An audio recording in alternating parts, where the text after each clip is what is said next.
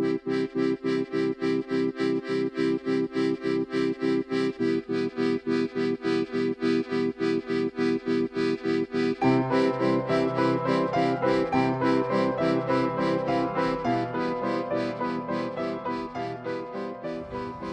I'm Michael Ray.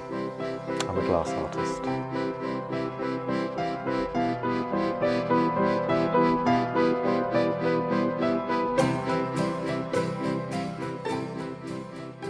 I'd spent 25 years as a potter, making all sorts of different types of ceramics, from industrial tiles and chimney pots and roof tiles to domestic mugs, cups and saucers and things like that. And I was producing large quantities of very similar pieces of work.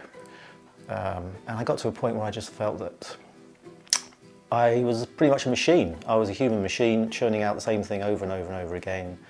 And although it was successful financially, it wasn't really giving me the quality of life that I was really looking for. And there came a point where I made the decision that I would stop making things out of clay altogether and start making things in glass. Although I didn't make objects when I was young in the same way that I do now, I was actively involved in making, for instance, when I was a young teenager, I used to make canoes and I used to make surfboards, which I used.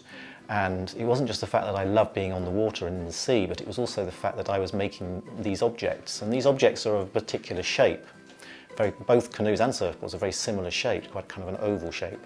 And that shape has remained throughout my kind of creative career and keeps on recurring in a lot of the work that I produce in terms of either the patterns that I make or the actual objects that I make. So there is a link between my very, very early making and where I'm at now. The other really strong link for me is my relationship to the sea, which is somewhere that I live now and also was somewhere that I lived when I grew up. And I've spent most of my life living fairly close to the sea.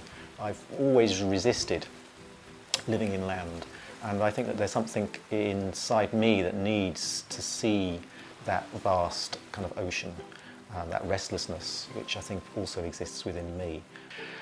So that environment has always attracted me and has always fed into my work. And more recently I've realised that that particular environment, I've made a connection with my own kind of internal world, in that I've come to see the relationship between the sea and the land as a similar relationship to my external world, the world that I see, and the world that I interact with outwardly, like I'm doing now, and the objects that I make. Yeah, fear and art they're really closely interlinked anyway. I would say that at this stage in my life, I think I would fear more not being creative and not being able to express myself through whatever means than actually doing it, because it's something I'm now so used to. If I didn't do it on a fairly regular basis, it's almost like breathing for me. Then there's a great fear in that for some whatever reason I couldn't continue to be creative. I think I'd really struggle to survive. It's almost like a life force within me. And that may sound a bit obvious, but it really does feel like that at times. So perhaps the biggest fear for me is rejection, which I suppose is much the same for most people. It's the fear of being rejected, and that people are going to either say things negative about my work, or perhaps even worse, that they don't speak anything. But if my work doesn't sell, then it's a reflection in itself. People stop buying my work, then I'm doing something wrong, or I perceive myself as being inadequate, or I'm not up to the mark. So that's where my fears, I suppose, around my creativity and around my art making exist. Achieving what I ultimately could achieve with the material, I don't know whether or not that's ever possible. I sometimes wonder whether or not you get to a point with the material where your interest with it starts to wane and you start to wander a little bit creatively and think, oh, maybe something else would actually fulfill my kind of creative urges at this stage in my life. Well, I don't think that I have come even close to coming towards the end of my relationship with the material. It still holds a deep fascination for me, and it still frustrates me intensely at times when I think I've got something worked out and off I go to make something based on all that, my prior knowledge, and lo and behold, I get something completely different, which isn't at all what I wanted. And that can be very difficult sometimes, especially when you spend hours and hours and hours working on a piece, feeling fairly confident that you are going to get something substantial and similar to how you're kind of imagining it in your mind's eye.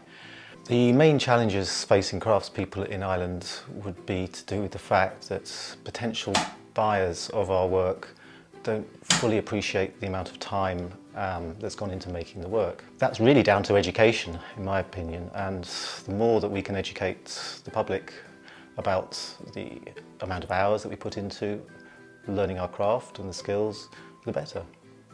Challenges that I face in terms of continuing to survive and, I suppose, live my life as an artist are kind of numerous, really, but there would be some key ones.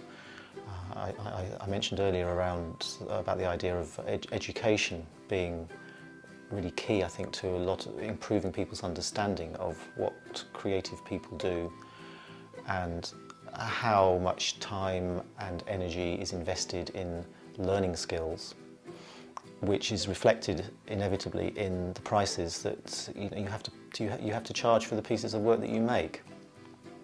And I do think that the vast majority of the public don't really understand that, and it's no fault of their own, but they don't. They would make a comparison between, for example, a mug bought in Dunnes stores with a mug in a craft shop and think, well, I can get this mug in Dunnes for like €3.50 and this one at the craft shop is €25. It doesn't equate. It doesn't equate on a practical level at all, and it makes complete sense to buy the one in Dunnes stores for €3.50. Yet the one in the craft shop is handmade, and somebody has spent probably many years getting to a point where they can make it well, produce the piece well enough so that they can sell it.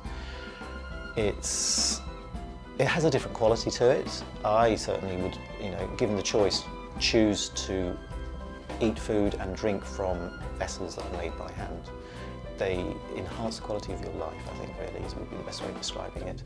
And I suppose by buying into that, you're also buying into the fact that you're acknowledging, I guess, that people, there are people who have these skills and they should be valued and nurtured, because there are so many traditional skills, particularly, which are on the point of virtual distinction. So there's something about maintaining a tradition through acknowledging the people, I suppose, that continue to make things by hand, that I think is really important, and it's an intrinsic part of our cultural history. And once we lose that, I think we're basically lost as a race.